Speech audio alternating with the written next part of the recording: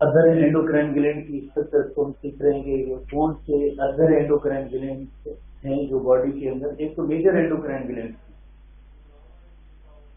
इसके अलावा चंद एक और, जैसे हमने जीआईटी के अंदर हमने पढ़ा था, तो जीआईटी के हवाले से आपको याद होगा कि हमने एक सीसीपी का रोल पढ़ा था। तो आज हमें एक किडनी के बारे में पढ़ेंगे कि किडनी में से भी तरह का हार्मोन का जिक्र है हमारे हिस्ट्री बुक के अंदर। एक जैसे एंजियोटेंसिन है और दूसरा एरिथ्रोपोइटिन हार्मोन है।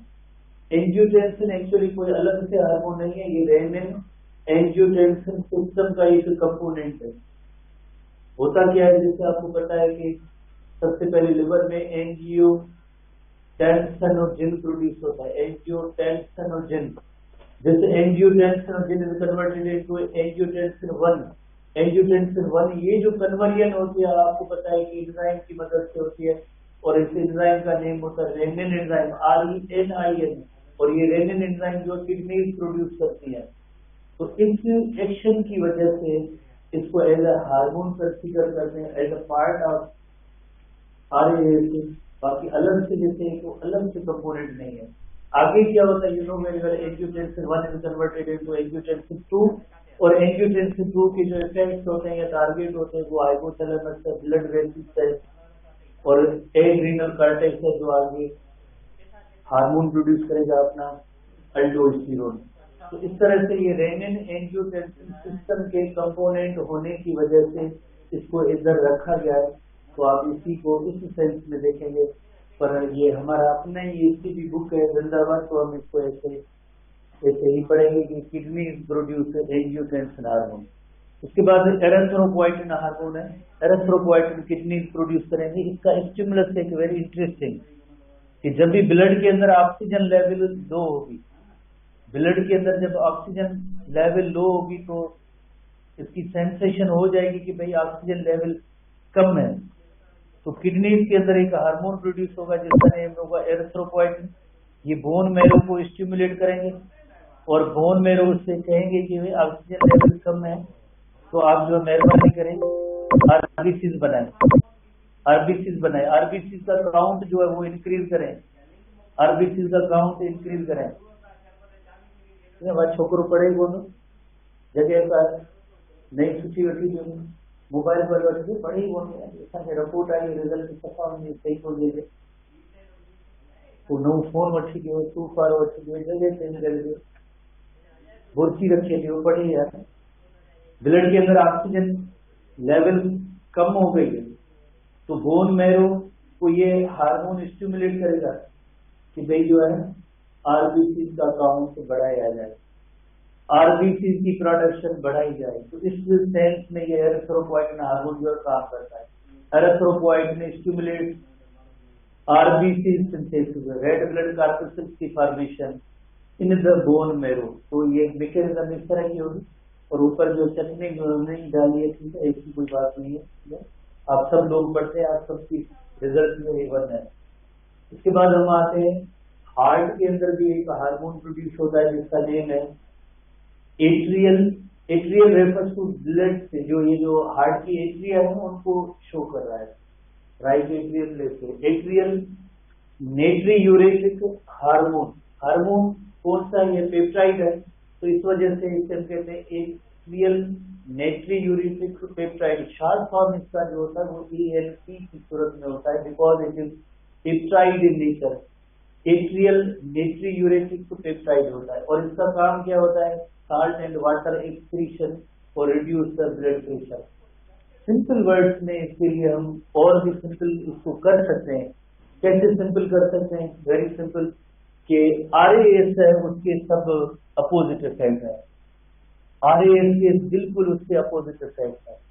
RAS के अंदर क्या हो रहा था, RAS के अंदर साल्ट सोडियम की रीएब्जॉर्प्शन हो रही थी, और इधर क्या है, साल्ट की एक्सक्रीशन। सोडियम की रीएब्जॉर्प्शन हो रही थी तो वाटर भी रीएब्जॉर्ब हो रहा था, अब इधर क्या हो रहा है, वाटर की एक्सक्रीशन। तो RAS के नतीजे में क्या हुआ था, blood pressure, blood volume increase हो रहा था। अब यहाँ पे क्या हो रहा है, ब्लड प्रेशर अब लो हो जाएगा, ब्लड वॉल्यूम लो हो जाएगा। एक वेरी सिंपल ट्रिक है कि हार्ट का जो ANP हार्मोन है वो किस तरह से काम करता है, आप जस्ट इसको RAS के सामने रखें, बिल्कुल इसके अपोजिट है, वेरी इजी मेथड, ठीक है। तो ये ANP हार्मोन का काम होगा। उसके बाद नेक्स्ट आता है प्रोस्टाग्लैंडिन। फर्स्ट ईयर HCB के अंदर 20 नंबर पेज पे ये प्रोस्टाग्लैंडिन की डिटेल भी मौजूद है। लिपोफिलिक इन नेचर है और लिपिड की कैटेगरी में वहां पे रखा गया है। फर्स्ट ईयर 20 नंबर पेज पे इसकी डिटेल मौजूद है HCB बुक के अंदर। From every tissue of the body, every tissue of the body को इस वजह से हम इसके लिए लफ्ज इस्तेमाल करते हैं कि लोकली ये हार्मोन प्रोड्यूस होता है। फॉर एग्जाम्पल जिस टिश्यू में कोई इंजरी हुई है या जिस टिश्यू के अंदर कोई प्रोसेस हो रहा है, वही जैसे फर्दर हार्मोन ये प्रोस्टाग्लैंडिन प्रोड्यूस कर सकता है। Every tissue of the body dealing with inflammation, blood flow and protection from injury, वो उधर आगे 20 पेज में थोड़ी सी चीजें हैं, इसको कनेक्ट कर लेना, बस इतनी कोई डिटेल नहीं है। उसके बाद आप आएंगे प्लेसेंटा। यूनोवेगल की प्लेसेंटा एक आर्जी एक आर्गन होता है, प्रेगनेंसी के दौरान बनता है, और उसके बाद जैसे जो ऐसी विमेन जो प्रेग्नेंट नहीं है उनके अंदर ये प्लेसेंटा नहीं होती है। जो सिर्फ और सिर्फ जो प्रेग्नेंट विमेन होती है उनके अंदर जो ये प्लेसेंटा बनती है। Placenta is a connection between mother and its embryo. Placenta is a connection between mother and its embryo. Mother और एम्ब्रियो के दरमियान एक कनेक्शन है प्लेसेंटा।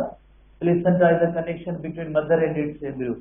प्लेसेंटा यूनोवेगल आगे जो है अम्बेलिकल कार्ड के जरिए, अम्बेलिकल कार्ड के जरिए एम्ब्रियो के साथ कनेक्टेड होती है। एम्ब्रियो के साथ जो है अम्बेलिकल कार्ड के साथ कनेक्टेड होती है। अब प्लेसेंटा कौन से हार्मोन, ह्यूमन कोरियोनिक, गोनाडोट्रोपिन और प्रोजेस्टेरोन हार्मोन प्रोड्यूस करती हैं। तो उसका जो है थोड़ा सा फ्लो चार्ट यहाँ पे बनाते हैं, जो कल भी हमने पढ़ा था उसको थोड़ा सा रिकॉल भी करते हैं।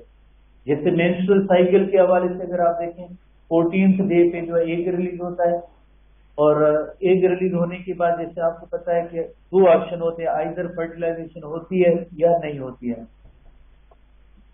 और इधर जो है कार्पस ल्यूटियम बन जाता है, जो फॉलिकल की रप्चर की वजह से कार्पस ल्यूटियम बन जाता है। कार्पस ल्यूटियम अब जो प्रोजेस्टेरोन हार्मोन प्रोड्यूस करता रहता है, प्रोजेस्टेरोन हार्मोन प्रोड्यूस करता रहता है कार्पस ल्यूटियम। ओवरी के अंदर है, फॉलिकल जो रप्चर हो चुके थे वो येलो मास से भर गए, इसी का नेम है कार्पस ल्यूटियम। अब ये एंडोक्राइन स्ट्रक्चर बन चुकी है, अब ये अपना हार्मोन प्रोजेस्टेरोन हार्मोन प्रोड्यूस कर रहा है।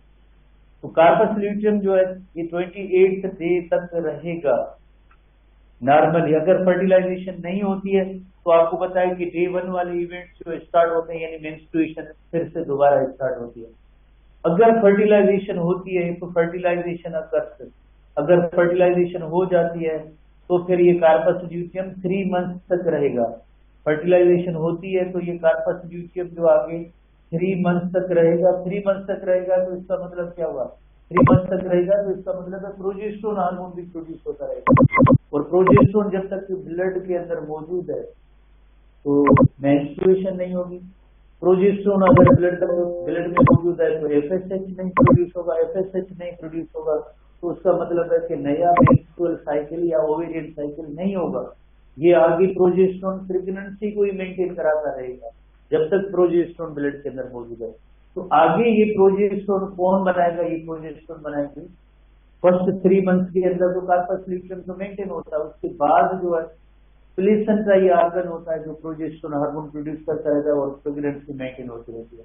तो बहरहाल आगे हम नेक्स्ट जो चैप्टर आगे रिप्रोडक्शन जो होंगे उनमें मजीद हम इसको डिटेल में डिस्कस करेंगे। इसके बाद नेक्स्ट आते हैं कि ह्यूमन ब्रेन के अंदर भी एक हार्मोन होता है जिसका नेम होता है एंडोर्फिन हार्मोन, और इसका सिंपली एक ही काम कि इट इज पेन किलर है, नेचुरल पेन किलर है, नेचुरल पेन किलर है। जैसे घर के अंदर भी कई ऐसे बच्चे होते हैं, छोटे छोटे बच्चे शरारत वगैरह करते हैं, उनको थोड़ी सी हल्की सी लगती है तो रो पड़ते हैं, और कुछ ऐसे होते हैं जिनको इतने भी मारे और कुछ नहीं होता। सही 12 दिन को ना मैंने मास्टर भी किया, 12 दिन मास्टर उन्होंने ॿारनि जे कर में जाम कुटींदा आहिनि, जाम कुटींदा आहिनि, थपड़ू हणंदा आहिनि, बुकूं हणंदा आहिनि, वार पचींदा आहिनि, हथनि ते लच्छियूं तलड़ हणंदा आहिनि, लिम ते चढ़ लछ खणी अचे, पोइ हीअं थी हथ जा पोइ जिते आहे उते खणंदा आहिनि। हींअर शायदि आहे न ख़बर कोन्हे, पुराणे दौर में जाम हुई, कुटकुटा जाम हुई। पोइ हिकिड़ा अहिड़ा शागिर्द हुआ वीचारा जिनकी का हिकिड़ी लख थप्पड़ लॻी हुई, वीचारा रोई पवंदा, छो त बर्दाश्त कोन थींदो। या शागिर्द अहिड़ा हुआ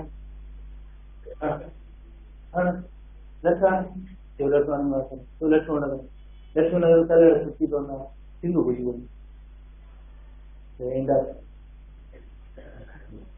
उनमें एंडार्फिन घणा रिलीज कंदा, एंडार्फिन घणा रिलीज कंदा, नेचुरल पेन ॾाढो मज़बूत हो जाए परवाह ई न। पुलिस वारा बि ईअं कंदा आहिनि कि अहिड़ा माण्हू आहिनि पुलिस की मार बर्दाश्त कंदा आहिनि, कि अहिड़ा माण्हू आहिनि पुलिस खे थप्पड़ जे पल चुमंदा आहिनि, न कयल ॾोह हूंदा आहिनि उहे क़बूल करे वठंदा आहिनि। इहो जेको आहे एंडार्फिन जो कमाल आहे। या अञा हाणे सवलो सम्झो आहे, हिकिड़ो हीरो हूंदो आहे, हीरो फिल्म जो हीरो हूंदो आहे, फिल्म जो हीरो हूंदो आहे, सफ़ा वीचारो अहिड़ो हूंदो आहे, सुठो हूंदो, पर कंहिं ॻाल्हि में हुनखे कावड़ अची वई, पोइ वञी कंहिं इदारे में को भर्ती थिए थो, या ईअं कोई पुशअप कढंदो, एक्सरसाइज जो कढंदो, लुॾंदो लड़कंदो, ऐं उहो अॻियां जे करे टे ॼणा विलन जा सीन जा अचनि, पोइ अकेलो पियो विढ़े, हू हाणे पिया कोन्हे कोन्हे अकेलो पियो विढ़े। हा, त हीअ एक्सरसाइज करण सां एंडार्फिन रिलीज थींदा आहिनि। जॾहिं एक्सरसाइज माण्हू कंदो आहे तॾहिं बि एंडार्फिन रिलीज थींदा आहिनि, माण्हू जिस्म मज़बूत थींदो आहे त परवाह ई कोन्हे, एंडार्फिन रिलीज थींदा आहिनि। वेठे वेठे एंडार्फिन रिलीज कोन नेक्स्ट चलते हैं। तो केमिकल कोऑर्डिनेशन की मैकेनिज्म क्या होती है? जैसे अगर हमें एक छोटा एग्जाम्पल ले कि अगर फैन चलाना चाहें तो बटन ऑन करते हैं, गर्मी हो रही है पंखा चलाएं, और जब कहते हैं कि नहीं अब मजीद जरूरत नहीं पंखा बंद करना चाहते हैं तो एक बटन होता है उसकी मदद से पंखे को बंद कर लेते हैं। बॉडी के अंदर ऐसी कौन सी मैकेनिज्म है कि भाई अब इस हार्मोन की जरूरत है, ये रिलीज होना चाहिए, अब इस हार्मोन की जरूरत नहीं है तो स्टॉप होना चाहिए। इसकी जो मैकेनिज्म होती है उसे हम कहते हैं फीडबैक मैकेनिज्म। जैसे body functions are regulated by a series of complex feedback mechanism, यानी कौन सा हार्मोन किस वक्त रिलीज होना है, किस वक्त उस हार्मोन को स्टॉप करना है, उस मैकेनिज्म को हम कहेंगे फीडबैक मैकेनिज्म कहेंगे।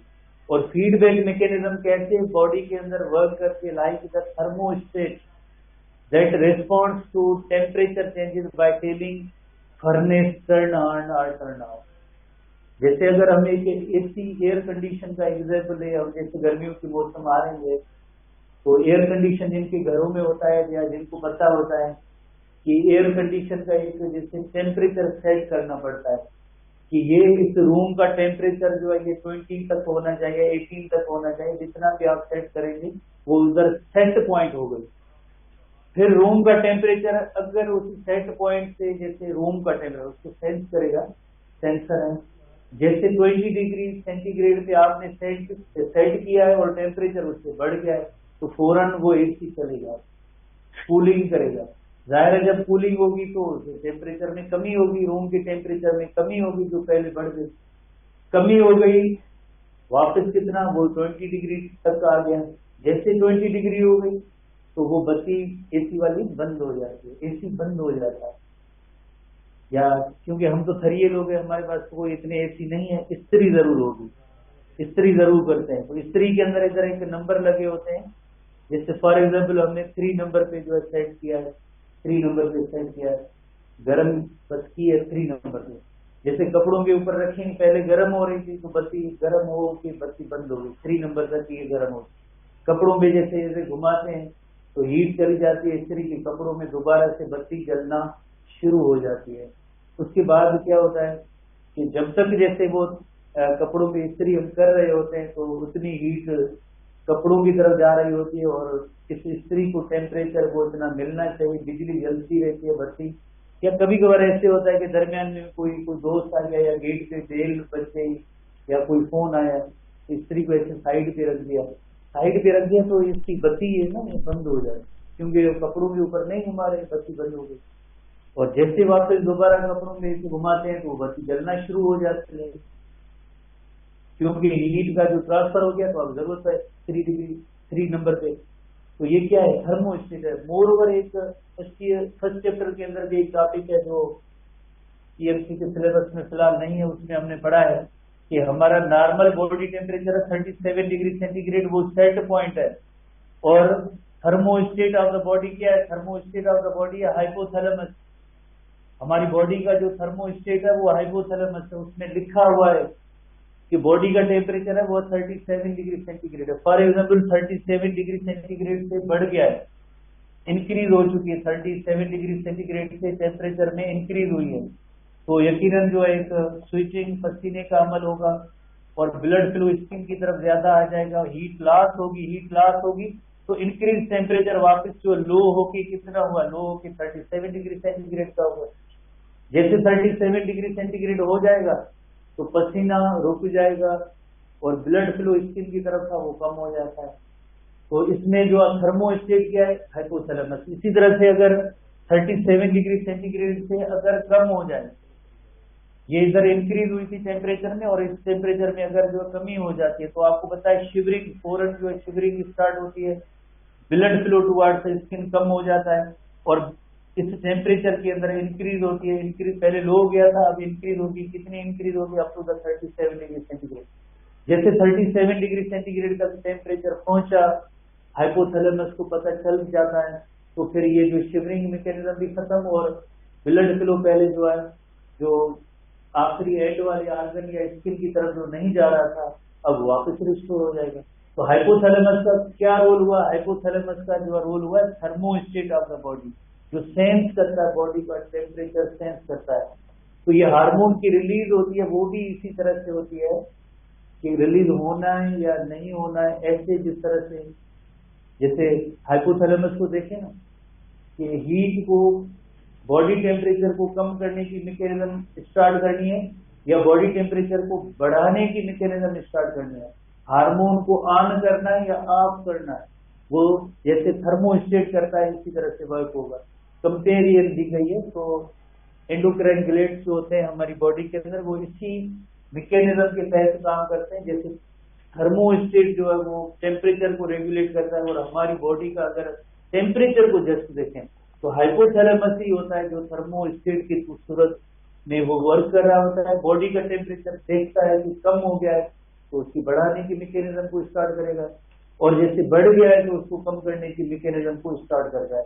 बिल्कुल इसी तरह से हार्मोन भी इसी जो पैटर्न में जो काम करते हैं। और जैसे इसकी भी बुक की पॉइंट है कि for example if there are not enough hormone, अगर हार्मोन ब्लड के अंदर कोई जरूरत है और कम प्रोड्यूस हुए, ब्लड के अंदर सर्कुलेशन में कम हार्मोन है, लो लेवल है, तो फौरन एंडोक्राइन ग्लैंड उस हार्मोन को प्रोड्यूस करेगा और हार्मोन लेवल जो रेज या उसके अंदर इंक्रीज हो जाएगी। ब्लड के अंदर जैसे हार्मोन लेवल कम है तो एंडोक्राइन ग्लैंड वर्क करेंगे, हार्मोन प्रोड्यूस करेंगे और ब्लड के अंदर हार्मोन लेवल इंक्रीज हो जाएगी। इसी तरह से अगर बहुत ही ज्यादा हार्मोन की प्रोडक्शन हो चुकी है, high level of hormone in the blood मौजूद है, तो फौरन क्या होगा, एंडोक्राइन ग्लैंड उस हार्मोन को रिलीज करना स्टॉप कर देंगे और अल्टीमेटली ब्लड के अंदर उस हार्मोन की कंसंट्रेशन कम हो जाएगी। कल एक रिसेंटली हमने एक ऐसा फिनोमेना पढ़ा था कि जब भी स्पर्म काउंट या स्पर्म का तादाद ज्यादा हो जाता है, नॉर्मल लेवल से भी क्रॉस कर चुका है, तो फौरन inhibin hormone is produced by Sertoli cells of the testis. Inhibin hormone जाके interior lobe of pituitary gland को इन्फॉर्म करता है कि काफी सारे हार्मोन, काफी सारे जो स्पर्म प्रोड्यूस हो चुके हैं, लिहाजा आप ये की प्रोडक्शन को बंद कर दें। कैसे बंद करेंगे, वो interior pituitary gland just FSH की सिक्रीशन को स्टॉप करेंगे तो स्पर्म प्रोडक्शन स्टॉप हो जाती है। तो ये एक नेगेटिव फीडबैक मैकेनिज्म होती है। तो एनीवे बॉडी के अंदर अक्सर नेगेटिव फीडबैक मैकेनिज्म होती है और पॉजिटिव फीडबैक मैकेनिज्म भी है पर कम। जैसे ऑक्सीटोसिन का इफेक्ट जो है वो पॉजिटिव फीडबैक मैकेनिज्म की सूरत में होगा। हम देखेंगे 2 types of mechanism are there, एक पॉजिटिव फीडबैक मैकेनिज्म और दूसरी नेगेटिव है। बॉडी के अंदर अक्सर जनरली कॉमनली मोर जो है वो निगेटिव फीडबैक मैकेनिज्म होती है। पॉजिटिव फीडबैक मैकेनिज्म रेयरली होगी, रेयरली, जैसे आप लफ्ज है rare, positive feedback mechanism is rare, बहुत ही कम है। तो इसका मतलब क्या हुआ, generally, commonly, mostly negative feedback mechanism जो वर्क करती है, ऑपरेट करती है, is really in endocrine system only few hormone. Few hormone का मतलब जैसे एक ऑक्सीटोसिन का हम एक एग्जाम्पल ले सकते हैं, और ऑक्सीटोसिन के बारे में आपने पढ़ा है, इसके दो टारगेट्स होते हैं। एक टारगेट होता है यूटेरस होता है, और दूसरा टारगेट जो है मेमोरी ग्लैंड्स की निपल्स हैं, उनको स्टिमुलेट करता है। ये दोनों जो है पॉजिटिव फीडबैक मैकेनिज्म के तहत वर्क करेंगे। तो पॉजिटिव फीडबैक मैकेनिज्म में होता क्या है, इन वेन हार्मोन इज रिलीज, जैसे हम हार्मोन का नेम नोट करते हैं कि ऑक्सीटोसिन जब रिलीज होगा, फॉर एग्जाम्पल जब भी ऑक्सीटोसिन का रिलीज होगा, इट इनिशिएट्स एक्शन। एक्शन क्या है, जैसे अगर हम कहते हैं यूटेरिन कॉन्ट्रैक्शन, ऑक्सीटोसिन रिलीज हुआ और यूटेरिन कॉन्ट्रैक्शन स्टार्ट हो गए, यूटेरस के अंदर कॉन्ट्रैक्शन स्टार्ट हो गए चाइल्ड बर्थ के दौरान, that leads in additional release. जैसे यूटेरिन कॉन्ट्रैक्शन होगी तो मोर ऑक्सीटोसिन इज रिलीज, इस एक्शन की वजह से मोर ऑक्सीटोसिन इज रिलीज, इस एक्शन की वजह से more oxytocin is release, additional release होगी। एडिशनल रिलीज का मतलब है मोर ऑक्सीटोसिन इज रिलीज, तो इसे हम कहेंगे पॉजिटिव फीडबैक मैकेनिज्म कहेंगे। एक हार्मोन जो रिलीज हुआ उसने अपना एक्शन दिखाया, उस एक्शन के नतीजे में वही हार्मोन जो और ज्यादा जैसे प्रोड्यूस हुआ, that is called positive feedback mechanism. अगर एक हार्मोन रिलीज हो और उसका ऐसा एक एक्शन हो जिसके बाद उस हार्मोन की सीक्रेशन बंद हो जाए तो वो हो जाएगी नेगेटिव फीडबैक मैकेनिज्म। एक ऐसा हार्मोन जो रिलीज हुआ, आपने एक्शन दिखाया, जिस एक्शन की वजह से और भी ज्यादा जो है हार्मोन रिलीज होने लगा, तो that is called positive feedback mechanism. Hopefully आपने इसको समझा होगा। इस इलस्ट्रेशन के जरिए भी हम देखते हैं, पहले इसका टेक्स्ट नोट करते हैं फिर इलस्ट्रेशन पे आते हैं। टेक्स्ट के अंदर एग्जाम्पल है कि ऑक्सीटोसिन जो पॉजिटिव फीडबैक मैकेनिज्म के तहत रेगुलेट होता है कब, एक चाइल्ड बर्थ के दौरान, और दूसरा जो है ब्रेस्ट फीडिंग के दौरान भी मोर ऑक्सीटोसिन रिलीज होता है। आपको याद होगा, आप अगर आप रिकॉल करेंगे, चंद एक दिन पहले हमने पढ़ा था कि जैसे गोट हो, शीप हो, बफेलो या काऊ हो, उनके बच्चे को पहले छोड़ा जाता है मदर की तरफ, वो निपल्स को सक करता है, निपल्स को सक करता है तो मदर में से ऑक्सीटोसिन हार्मोन प्रोड्यूस होता है। जैसे सक्लिंग एक्शन करता जाएगा तो more oxytocin is produce, milk is release, more oxytocin is produce, वो भी एक पॉजिटिव फीडबैक मैकेनिज्म है। और चाइल्ड बर्थ में भी हम सीखेंगे कि how oxytocin works as a positive feedback mechanism. चित्र को एक इलस्ट्रेशन के जरिए हम सीखेंगे। तो चाइल्ड बर्थ के दौरान टेक्स्ट पोर्शन पे देख ले, फिर हमें इलस्ट्रेशन पे आते हैं। चाइल्ड बर्थ के दौरान रिलीज ऑफ ऑक्सीटोसिन होता है, जिसके नतीजे में यूटेरिन कॉन्ट्रैक्शन होती है। यूटेरिन कॉन्ट्रैक्शन के नतीजे में मोर ऑक्सीटोसिन हार्मोन प्रोड्यूस होता है, same effect, same hormone is release. तो इससे हम कहते हैं कि ये पॉजिटिव फीडबैक है। इलस्ट्रेशन पे हम आते हैं, जैसे फॉर एग्जाम्पल इलस्ट्रेशन में ये कि ऑक्सीटोसिन रिलीज होता है from foetus and mother's posterior pituitary gland child birth के दौरान। तो वो क्या करेगा, मदर की जो यूटेरस होती है उसको कॉन्ट्रैक्ट करेगा। मदर की यूटेरस कॉन्ट्रैक्ट होगी तो नतीजे में क्या होगा, it stimulates contraction of uterus, और इस कॉन्ट्रैक्शन के नतीजे में पॉजिटिव फीडबैक मैकेनिज्म के तहत more oxytocin release, positive feedback mechanism के तहत more oxytocin release. Oxytocin release हुआ जिसने यूटेरस को कॉन्ट्रैक्ट किया, जैसे यूटेरस में कॉन्ट्रैक्शन होगी तो पॉजिटिव फीडबैक मैकेनिज्म के तहत मोर ऑक्सीटोसिन इज रिलीज। इसे कहेंगे positive feedback mechanism during child birth, child birth के दौरान। बिकॉज ऑक्सीटोसिन हार्मोन का एक टारगेट होता है यूटेरस होता है, और दूसरा टारगेट होता है मेमोरी ग्लैंड, जो दूसरी हमारी लाइक इलस्ट्रेशन है बुक के अंदर उससे हम आते हैं। उसके अंदर जो है ना ये मेमोरी ग्लैंड का इफेक्ट है वो दिखाया गया है। ठीक है ना। तो मिल्क रिलीज का दो एग्जाम्पल है मिल्क रिलीज का भी, कि during breast feeding oxytocin is release which allows milk injection और मिल्क रिलीज। जैसे मिल्क रिलीज होगा and it cause more oxytocin to release, जिसकी इलस्ट्रेशन जो हमारी बुक के अंदर भी मौजूद है, आप देखेंगे किस तरह से। फॉर एग्जाम्पल स्टिमुलस क्या है, स्टिमुलस ये हुआ कि जैसे सक्लिंग एक्शन ऑफ द बेबी, ये स्टिमुलस है। सक्लिंग एक्शन ऑफ द बेबी तो हाइपोथैलेमस को पता चल जाएगा कि ये सक्लिंग एक्शन है, ये किस वजह से है। तो फौरन जैसे आपको पता है ऑक्सीटोसिन हार्मोन प्रोड्यूस करेगा। इसके होते तो एक्चुअली न्यूरोसिक्रेटरी सेल्स है, पोस्टीरियर पिट्यूटरी के अंदर ये स्टोर होता है, तो ये ऑक्सीटोसिन हार्मोन रिलीज होगा। ये जो ये स्क्वायर शेप जो स्ट्रक्चर है ये ऑक्सीटोसिन की इलस्ट्रेशन है। ऑक्सीटोसिन किसमें रिलीज हुआ? ब्लड वेसल्स के अंदर, ब्लड से होता हुआ टारगेट सेल। टारगेट सेल्स क्या होते हैं? इसकी मेमोरी ग्लैंड्स होते हैं टारगेट सेल, और उसका रेस्पॉन्स क्या होगा? रेस्पॉन्स होगा मिल्क रिलीज होगा। अब रिजल्ट में जो मिल्क रिलीज होगा, जैसे ही मिल्क रिलीज होगा तो आप देखें मिल्क रिलीज होगा तो पॉजिटिव फीडबैक मैकेनिज्म के तहत और मजीद ऑक्सीटोसिन हार्मोन रिलीज होगा। और साथ में अगर आप इधर देखें कि स्टिमुलस, बुक में डायग्राम हो जो स्टिमुलस सक्लिंग एक्शन है, रिजल्ट में क्या होगा? सक्लिंग एक्शन के नतीजे में पोस्टीरियर पिट्यूटरी ग्लैंड से ऑक्सीटोसिन रिलीज होगा। टेक्स्ट बुक के अंदर जो है तस्वीर भी मौजूद है, इस टाइम पोस्टीरियर पिट्यूटरी ग्लैंड से ऑक्सीटोसिन रिलीज होगा। इस ऑक्सीटोसिन का इफेक्ट जो है ये टारगेट सेल है, टारगेट सेल है smooth muscle in the breast. Book में तस्वीर होगी तो ये टारगेट सेल के बारे में है कि ऑक्सीटोसिन का टारगेट है smooth muscles in the breast. Smooth muscle and breast उसको क्या करेगी कि इसके लिए जो ऑर्डर या कमांड देंगे मिल्क रिलीज को। जैसे मिल्क रिलीज होगा तो मोर जो ऑक्सीटोसिन हार्मोन प्रोड्यूस होगा, तो इसे हम कहेंगे पॉजिटिव फीडबैक मैकेनिज्म। इस मैकेनिज्म को कहेंगे positive feedback. Suckling action of the baby, जिसके जरिए जैसे आपको पता है कि मदर जो मिल्क वो रिलीज करती रहती है और यूटेरिन कॉन्ट्रैक्शन, दोनों ये पॉजिटिव फीडबैक के एग्जाम्पल है। अब हम आते हैं नेगेटिव फीडबैक मैकेनिज्म की तरफ आते हैं, और कई एग्जाम्पल हमने पढ़े हैं इससे पहले 2-3 दिनों में जो नेगेटिव फीडबैक मैकेनिज्म के एग्जाम्पल है। Negative feedback mechanism one way that endocrine system tries to keep the homeostasis.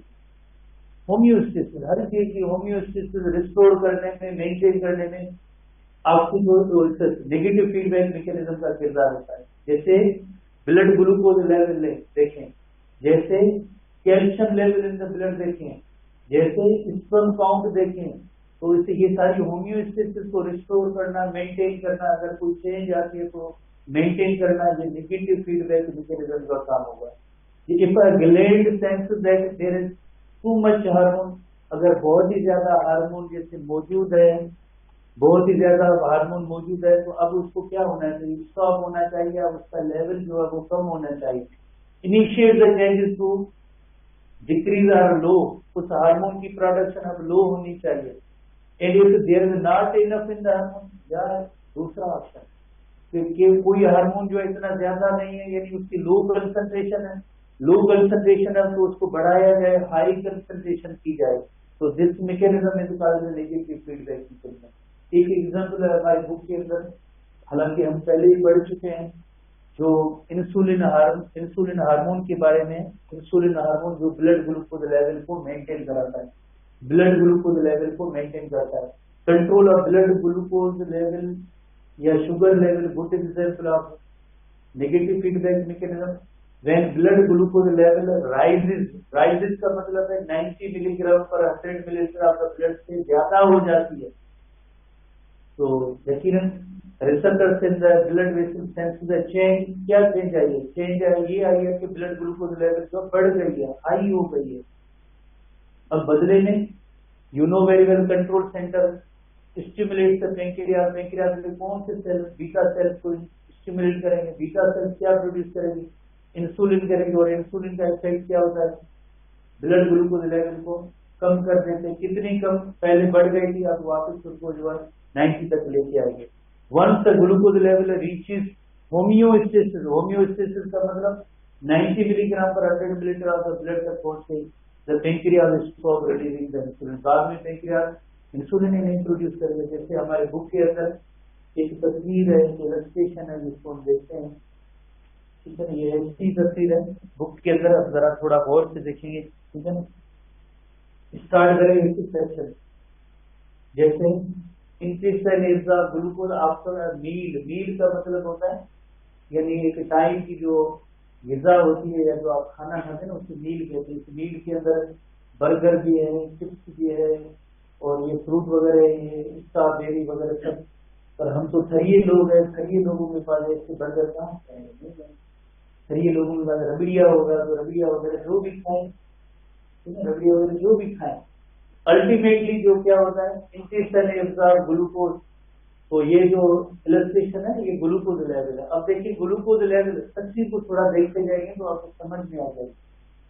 Glucose level in the blood उसमें रेज होगी या इंक्रीज होगी, तो उसके नतीजे में ब्लड ग्लूकोज लेवल जो है ज्यादा हो जाएगी, हाई हो जाएगी। ये एक स्टिमुलस है, किसके लिए स्टिमुलस है? पेंक्रियाज के लिए। क्या प्रोड्यूस करे? अब ये जो येलो कलर के जो आपको डॉट्स नजर आ रही है, ये सब इंसुलिन है। ब्लड ग्लूकोज लेवल हाई थी तो उसके नतीजे में इंसुलिन प्रोड्यूस हो गया। ब्लड ग्लूकोज लेवल हाई हो गई थी तो उसके नतीजे में इंसुलिन प्रोड्यूस हो गया।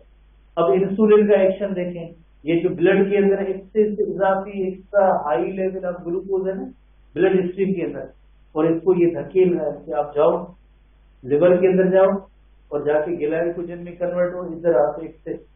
कौन काम करता है? ये इंसुलिन हार्मोन करता है। जैसे glucose is converted into glycogen, तो ब्लड के अंदर क्या हो, ब्लड के अंदर आप देखो ग्लूकोज लेवल ऐसी जो ब्लू कलर की डार्क है ना कम है। Homeostasis is restored. Homeostasis is restored का मतलब है अब जो है 90 मिलीग्राम पर 100 मिलीग्राम पर ब्लड ये रिस्टोर हो चुकी है।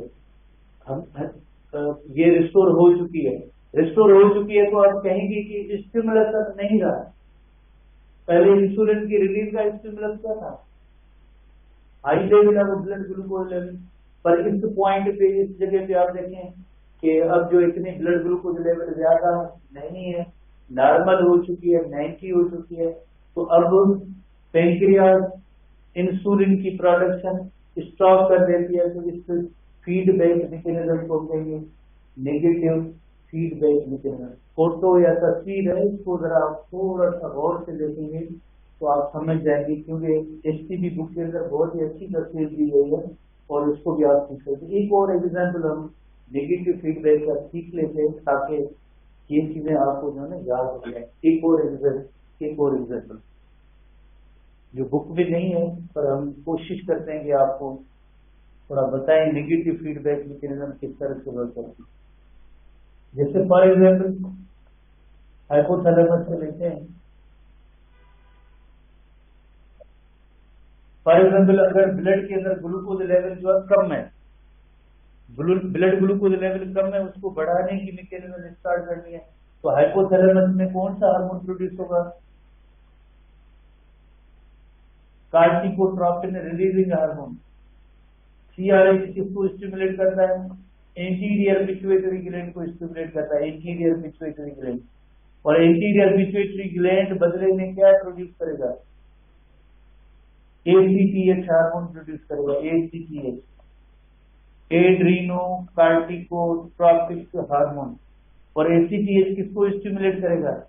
एड्रीनल कार्टेक्स को। एड्रीनल कार्टेक्स एंडोक्राइन ग्लैंड है।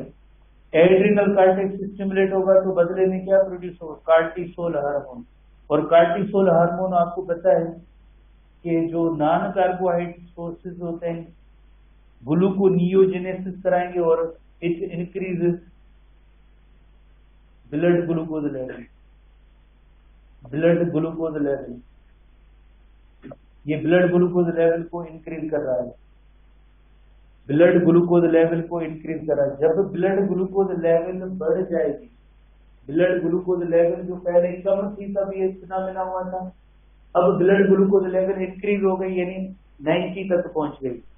जैसे 90 तक पहुंच गई तो ये एंटीरियर पिट्यूटरी ग्लैंड को कहेंगे कि आप जो है एसीटीएच ना प्रोड्यूस करें। ये कहेंगे हाइपोथैलेमस को कहेंगे कि आप सीआरएच मजीद भी ना प्रोड्यूस करें, बिकॉज काफी सारी ब्लड ग्लूकोज लेवल हो चुकी है। तो ये कौन सी फीडबैक मैकेनिज्म होगी? ये नेगेटिव फीडबैक मैकेनिज्म होगी। इसके जरिए इन हार्मोन की प्रोडक्शन फर्दर बंद हो जाती है। This is called as negative feedback mechanism. अगर सीरीज में जैसे हार्मोन रिलीज हो रहे हैं तो किन किन जगहों में लिखा हुआ है कि ये सब पॉजिटिव है। एक हार्मोन रिलीज हुआ, दूसरा, तीसरा, चौथा, उसके नतीजे में हार्मोन रिलीज हुआ। तो इसके लिए कभी कभार पॉजिटिव लफ्ज इस्तेमाल किया जाता है, पर हार्मोन की सिक्रीशन अगर बंद होती है, स्टॉप होती है, तो वो नेगेटिव फीडबैक।